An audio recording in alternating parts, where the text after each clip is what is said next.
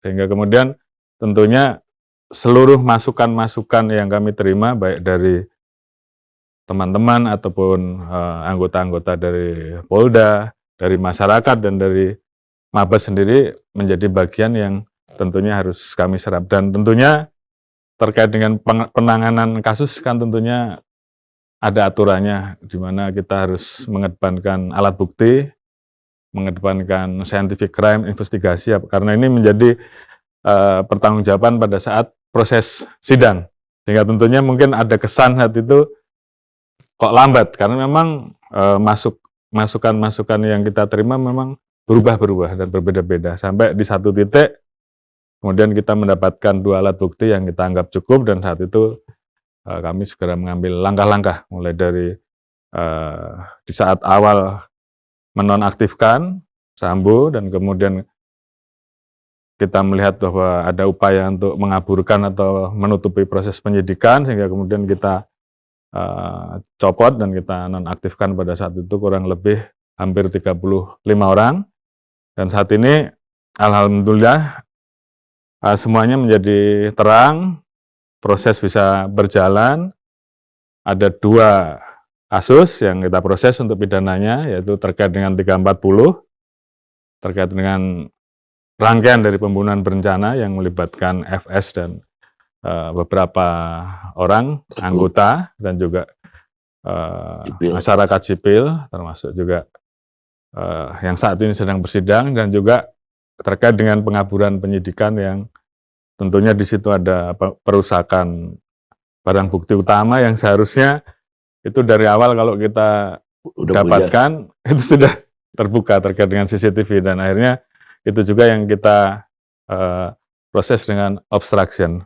Kemudian terkait dengan yang lain-lain yang terlibat, tentunya ada yang karena pengaruh relasi kuasa, kemudian karena dia meyakini bahwa yang dia lakukan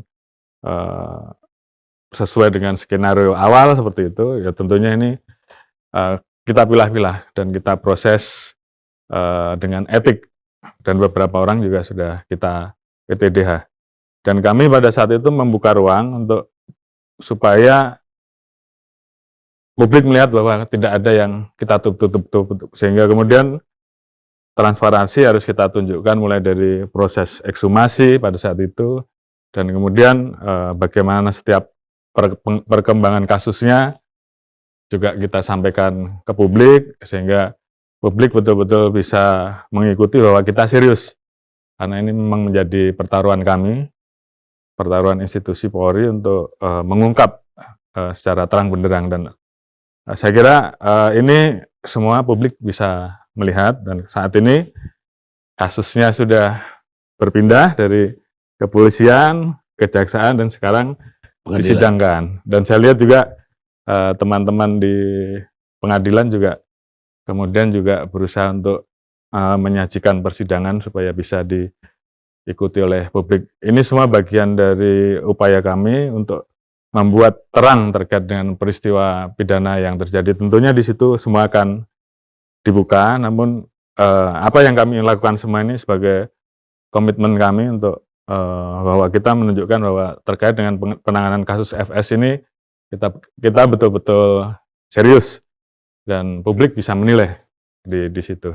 Kemudian itu belum selesai, muncul peristiwa Kanjuruhan, dan juga tentunya yang terakhir terkait dengan Sabu yang kemudian melibatkan Irjen TM.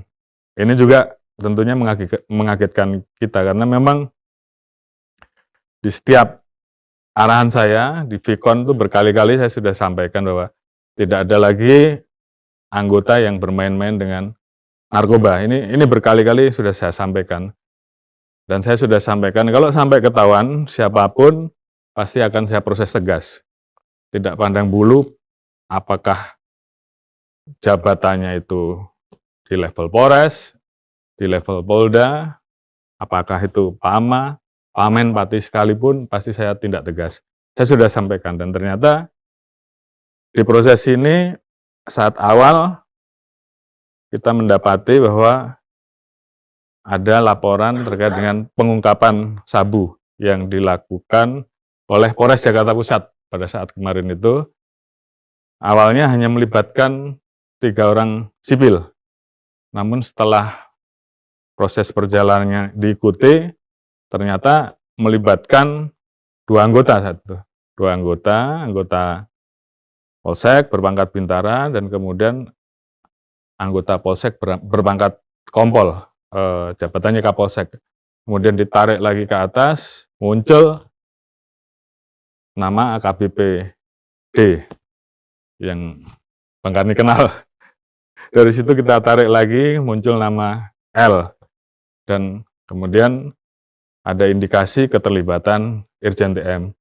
Tentunya terkait dengan hal tersebut, saya harus menunjukkan komitmen bahwa pemberantasan narkoba, saya minta untuk tidak ada yang main-main, yang melanggar tentunya kita proses tegas. Tentunya ada 2 hal terkait dengan masalah ini, proses pidana dan proses kode etik. Dan ini semuanya saat ini sedang berjalan. Jadi ini juga message untuk seluruh anggota yang lain. Saya minta ini yang terakhir untuk masalah-masalah seperti ini. Namun kalau masih terus dilakukan, ya tentunya komitmen saya untuk menindak tegas tanpa pandang bulu terhadap siapapun terpaksa harus saya lakukan. Tapi saya kira Bang Karni, anggota-anggota kita tentunya juga pasti ingin berbuat baik.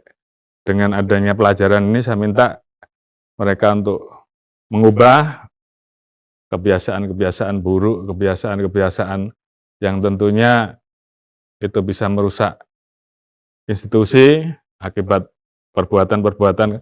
Bang Karni bisa bayangkan 400.000 lebih anggota kita yang bekerja keras hanya gara-gara 2 kasus ini tambah Kanjuruhan, itu tentunya berdampak yang luar biasa terhadap kepercayaan publik. Jadi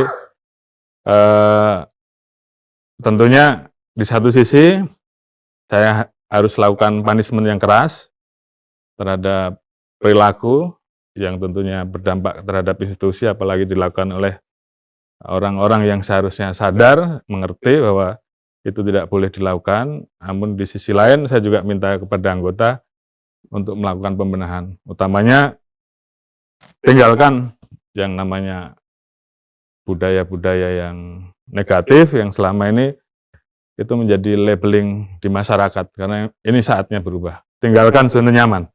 Kalau kita ingin menjadi Polri yang kemudian semakin hari semakin baik, karena ini adalah pertarungan kita bersama, Bang Karni. Dan saya kira seluruh anggota memahami ini dan kita kompak dalam hal ini. Mudah-mudahan mohon doanya.